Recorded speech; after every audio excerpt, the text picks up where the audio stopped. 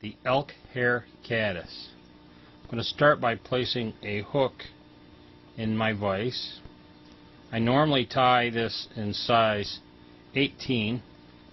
Size 18 tan caddis is one of my favorites. Now, I'm also going to be using an olive thread. It makes a nice head. I'm going to be using a little elk hair with the hair stacker to stack the hair, and I'll show you how to do that. I'm going to be using some tan dubbing fur. Okay, so let's get started. As always, wind the thread on the hook, wrapping over itself, and if you hold this end at a 45-degree angle, it allows you to go fairly fast, and it keeps your winds nice and tight. And then you get almost to the end, almost down to the bend in the hook, and then I clip that off. Now I keep winding, and because that will be covered up. I'm going to use a little dubbing wax and put some, just a little bit. This stuff is really sticky, so what happens is you usually get too much on there and you just rub it in nice. Okay, so now we're going to take our tan dubbing, and again, this is a size 14 hook, so I'm going to be using a little more than I normally do, but at least you'll be able to see how to tie the elk hair caddis. I'm going to dub that on there, spin it into the wax. Take small amounts at a time of the dubbing fur and spin it on there. Okay, and then we're going to start that wrapping the body.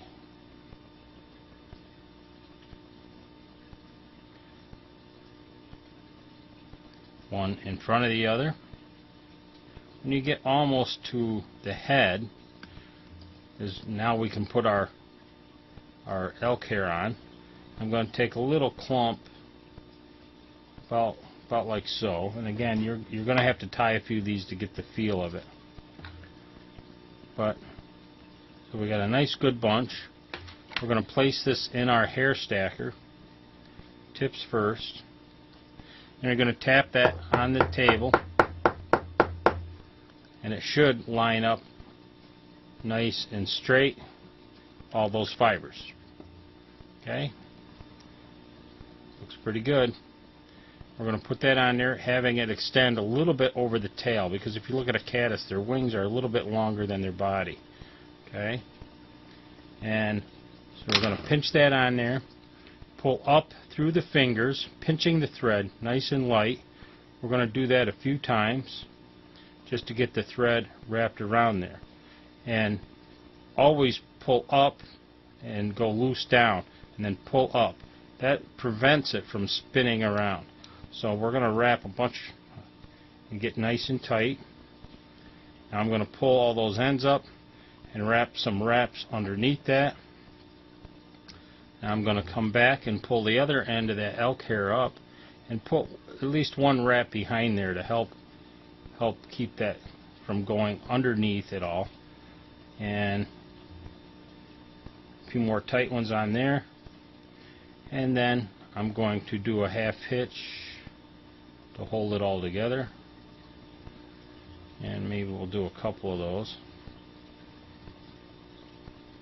I don't worry about putting a whole lot of head cement on there. You can if you like, but the trout are going to beat these flies up anyway, and so I prefer to tie a lot of flies and figure that they're now this is an important part.